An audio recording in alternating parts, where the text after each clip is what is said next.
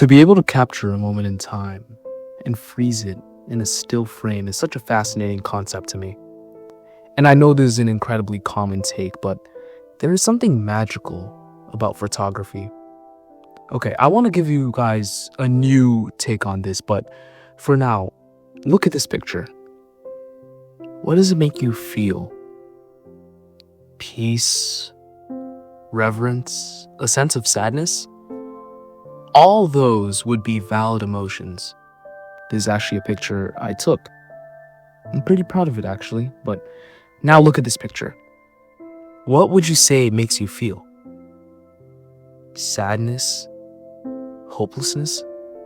Again, valid emotions, but I've not done anything groundbreaking here.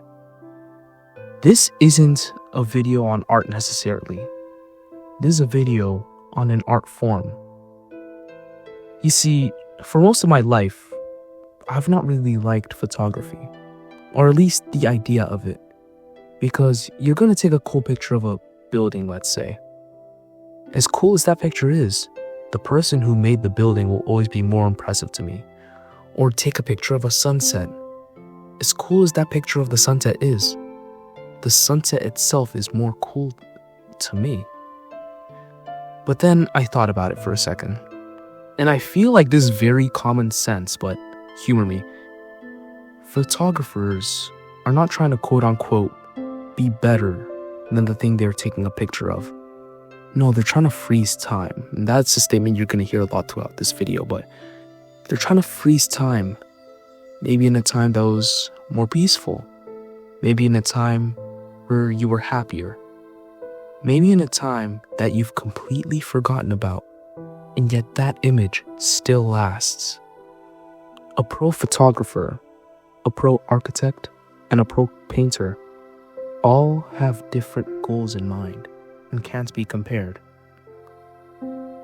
Throughout this video, I'm going to use a lot of photos, or at least try at least. And some of them will be mine, while others won't. Most of them won't. The reason I'm doing that is because I don't like putting my photos out there, because I'm scared they're gonna get stolen. And I know this is dumb, but I have a sense of pride over the photos I've taken, because I was there. I saw it, I experienced it, and I was able to bring you guys back just a snippet of what I was able to experience. And to me, it's more personal than admittedly it should be. And I don't think that's an uncommon idea. Why do we view photos as such heartfelt things? Well, I don't have an exact answer, but I can tell you about a game I like. Life is Strange is my favorite story game of all time. One key facet to the game is photography. I think in all the video games that have photography that I've played, Life is Strange handles it the best. And by the way, if you haven't played Life is Strange, no spoilers. This video is 100% fine. You don't have to know Life is Strange to understand the video. But photography is a main facet of the game. And the way photos are used in the game, I at least see it as an allegory for how photos have more power than they should sometimes. Photos can reintroduce us to something that we never thought could get into again. And that manifests in the powers the main character has.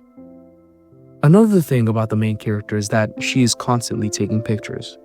Throughout the entire game, you can get 50 optional photographs. That's 10 per episode. That might not sound like much, but you need to keep in mind that this girl is trying not to get killed while trying to solve a mystery that many people don't want her to solve, while her best friend is always dying and while she's going through emotional trauma. I don't care if this is a dream or a nightmare. I'm taking this picture. And that's only optional photographs. Honestly, it's kind of funny when I think about it, but you get the sense that Max Once Arcadia Bay, Max is the main character, Arcadia Bay is the setting, you get the sense that Max wants Arcadia Bay to be the place that she knew it when she was a kid. And this is why I bring up photography in this sense, because it can be used to let people live again. It's not just seeing an old picture and thinking, wow, those were some good times.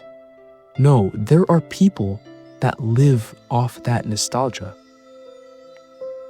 Nostalgia is a drug, and photography is just one of the many ways you could administer that drug.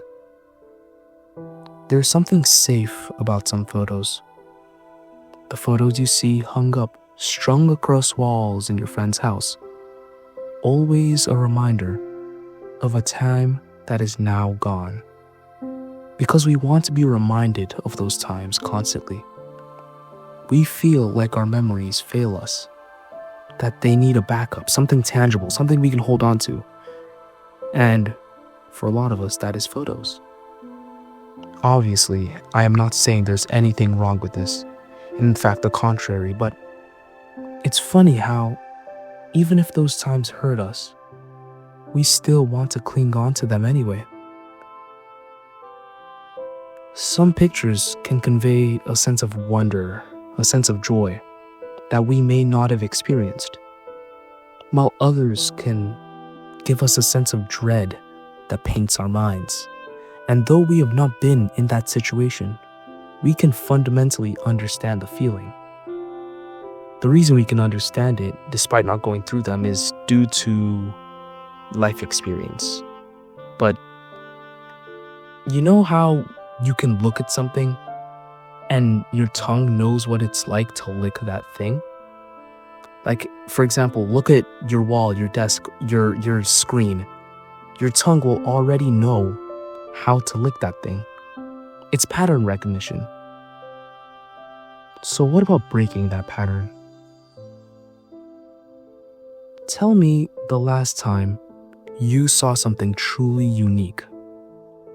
Saw something so unique that you've not seen anything like it in your entire life. It could be an image, could be something tangible. Images are tangible, my bad, but something that shattered what you knew.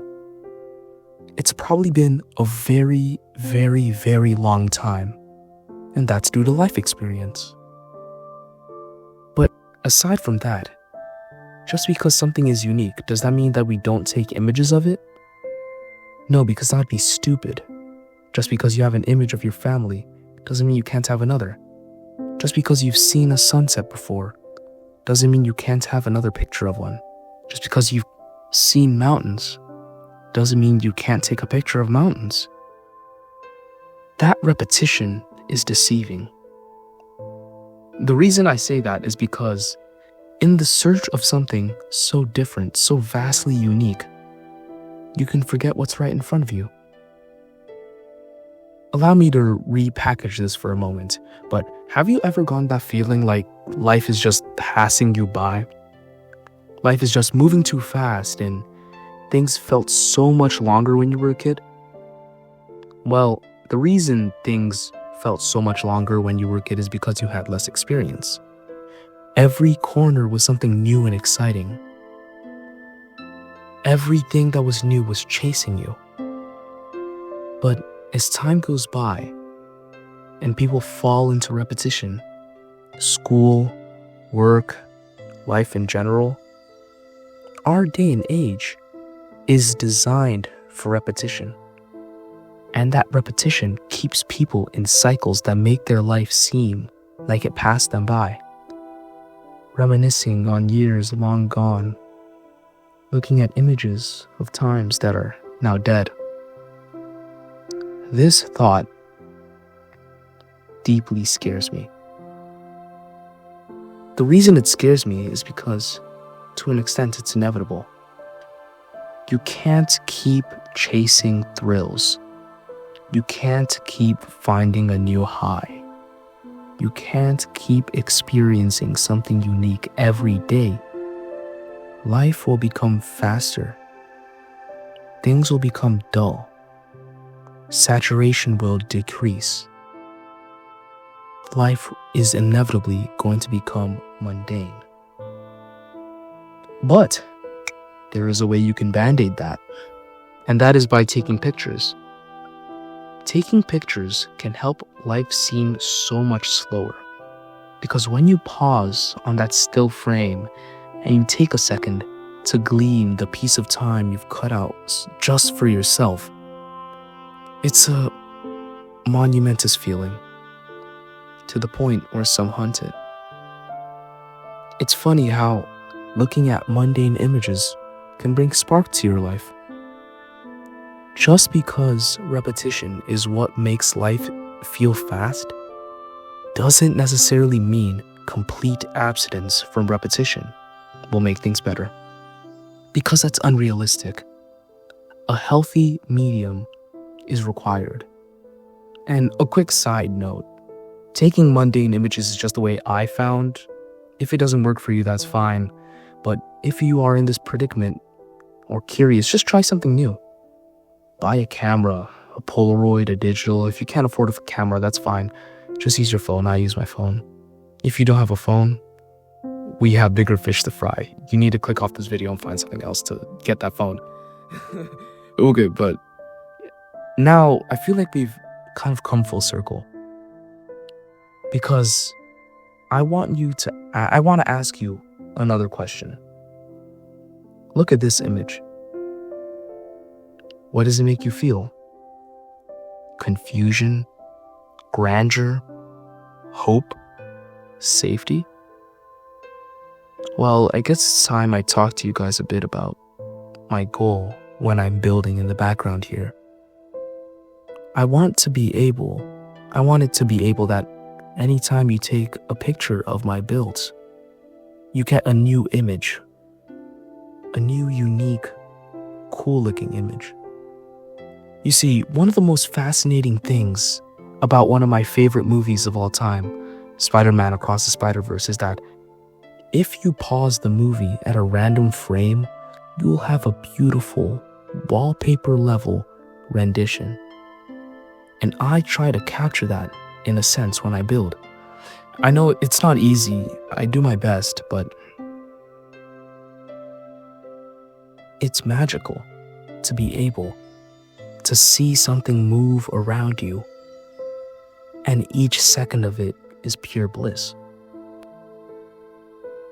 I know this is technically a video on art, and I would make 3 video on arts in a row, but I don't see it as a video on art. I see it as a video on the human experience.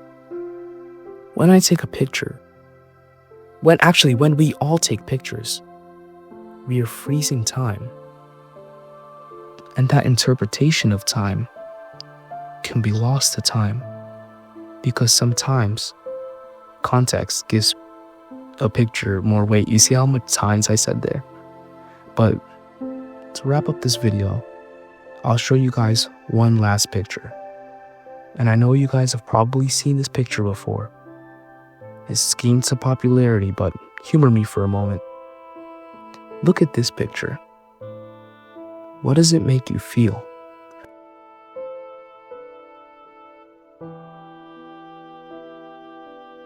Well, if we were to analyze the picture, you see 3 men, one in the foreground, one in the midground, and one in the background.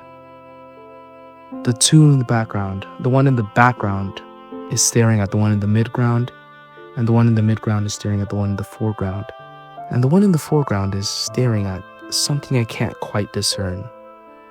Moving to the one in the midground, you see a bit of pity in his eyes, perhaps discontent.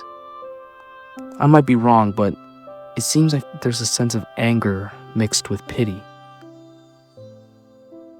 The one in the background, I don't think he quite understands the gravity of the situation. He looks with confusion, maybe? Moving to the one in the foreground. A few moments ago, I lied to you. The thing is, I know what the man in the foreground is looking at.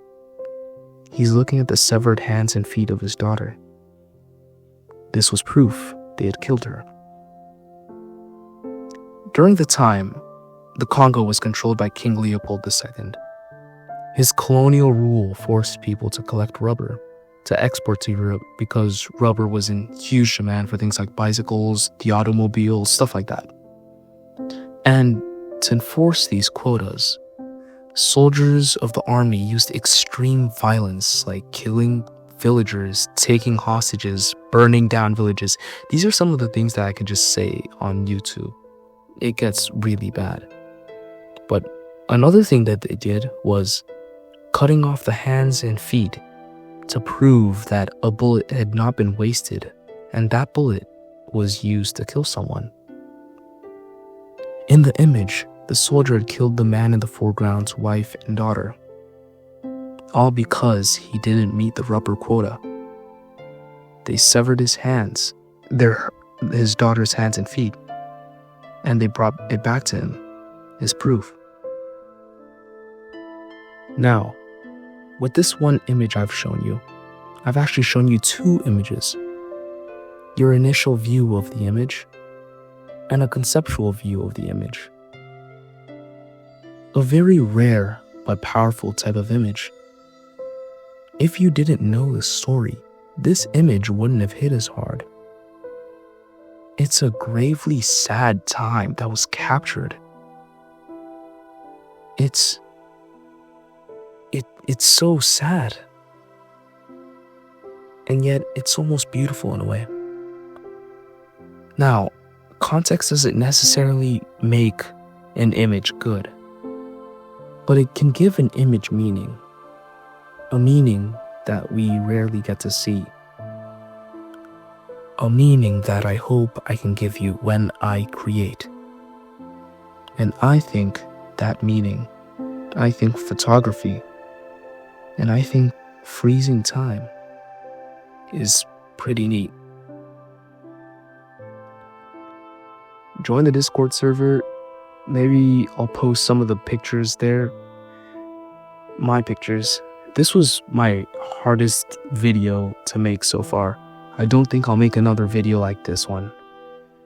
It was hard for me to get this topic. It was hard for me to edit. It was hard. This is the longest build I've done. But thank you for watching the video nonetheless. I'm incredibly happy that you get to even hear this. I'll give you guys more videos. I tried to make a longer video. It's 17 minutes. It's not as long, but it's detailed. I would say this is my most detailed video so far. Like I said again, please join the Discord server because I provide game updates, video progress, general things you might like. Nice community. Well, there's nobody in it right now, but still. Follow the Instagram. I might have to upload a little less because I'm going through some stuff because spring break is over. Subscribe, hit the like button, blah blah blah. Follow me, and I did it all. I love you. Say it back.